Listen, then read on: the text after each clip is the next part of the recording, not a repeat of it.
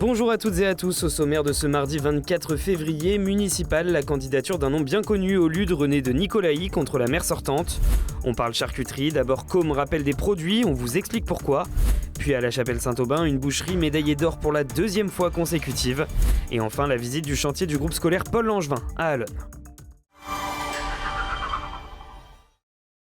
Mais on ouvre ce journal avec un rassemblement en soutien au peuple ukrainien ce mardi devant la préfecture du Mans.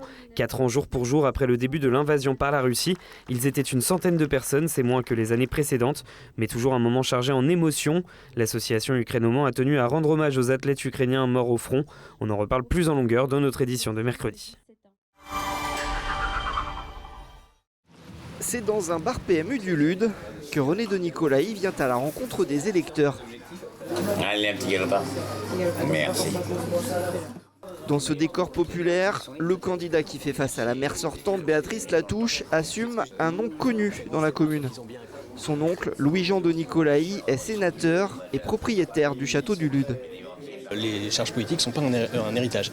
Je demande que notre équipe et notre projet soient jugés pour ce qu'ils sont. Et je demande que je sois jugé pour ce que je suis. Pour ma personne et non pas pour mon nom. Je ne renie absolument rien, j'ai aucun problème avec mon nom. Son projet repose sur plusieurs priorités, parmi lesquelles la santé. On montera une cellule santé avec les professionnels de l'équipe et ceux de la maison de santé du LUD et de l'UCHE pour justement attirer de nouveaux professionnels, à commencer par de nouveaux médecins généralistes. Autre priorité, la sécurité. Une de nos mesures là-dessus, ça va être de changer le logiciel de vidéoprotection pour qu'il soit plus agile, notamment grâce au stockage 4G. Et un sujet très concret, la propreté. Les déjections canines, c'est un vrai problème et on est prêt à adopter des méthodes fortes, verbaliser les propriétaires de chiens qui se baladent, qui promènent les chiens sans sac. Le candidat de 34 ans, passé par le cabinet de François Bayrou, alors Premier ministre, se présente sans étiquette, mais se définit comme un démocrate chrétien. Le sens que je donne à la politique, c'est de manier le pouvoir, mais précisément au bénéfice de ceux qui ne l'ont pas, qui risqueraient d'être broyés par le jeu trop humain du pouvoir. Le choix revient désormais aux habitants du LUD. Réponse dans les urnes le 15 mars.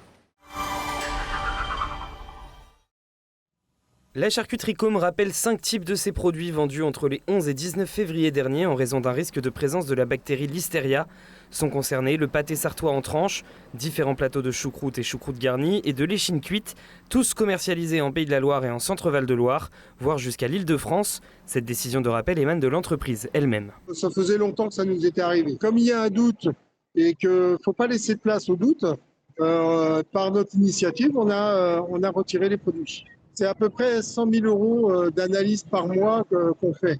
Des analyses qui ne révélaient pas une présence avérée de Listeria, mais un risque. Quand vous produisez de la marchandise, il y a toujours du risque. Et comme quand vous traversez la route, vous avez toujours le risque de vous faire renverser.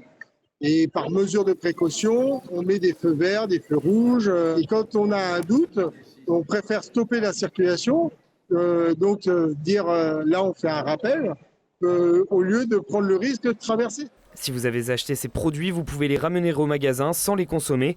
Si vous avez déjà consommé ces denrées et que vous avez de la fièvre isolée ou accompagnée de maux de tête et de courbatures, le site Rappel Conso propose de se rapprocher d'un médecin. Encore une belle année pour la boucherie de l'église à la Chapelle Saint-Aubin. Leurs rillettes de porc viennent d'obtenir la médaille d'or au Salon de l'Agriculture de Paris pour la 2e fois consécutive. Une belle victoire pour l'équipe sartoise. Ah bah oui, les gars sont contents, forcément, c'est une récompense. Par rapport au travail fourni par tout le monde, on est 8 aujourd'hui à travailler, on a 2 boutiques, donc les rillettes, c'est le produit phare de la maison. C'est vraiment top. Ouais.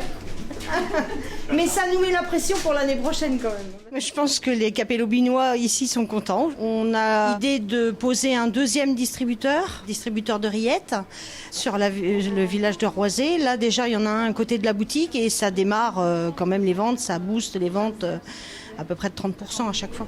Et toutes les charcuteries sont fabriquées à base de porc de Sarthe label rouge. La boucherie espère maintenant remporter le prix de l'excellence l'année prochaine, grâce peut-être à une 3e médaille d'or.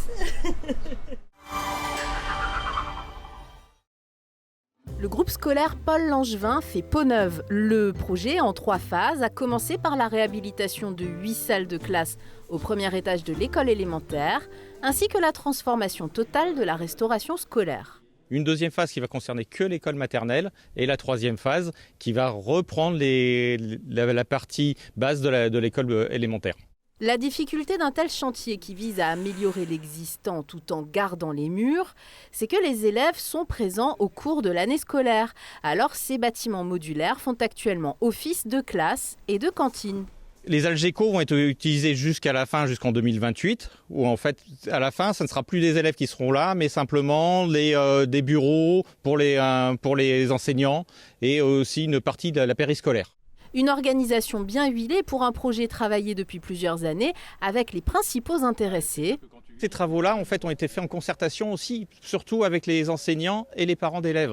Voilà, c'est un travail de longue haleine, vraiment avec les enseignants et aussi le personnel d'entretien de la municipalité.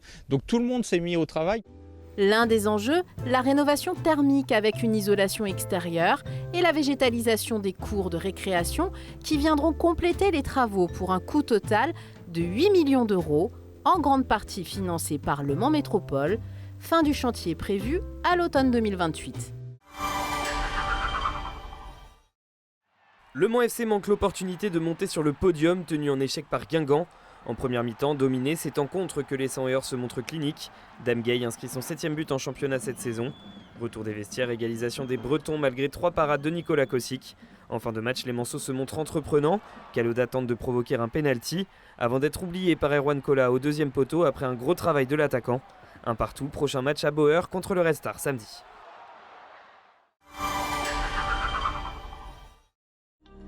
Les prévisions météo pour ce mercredi 25 février.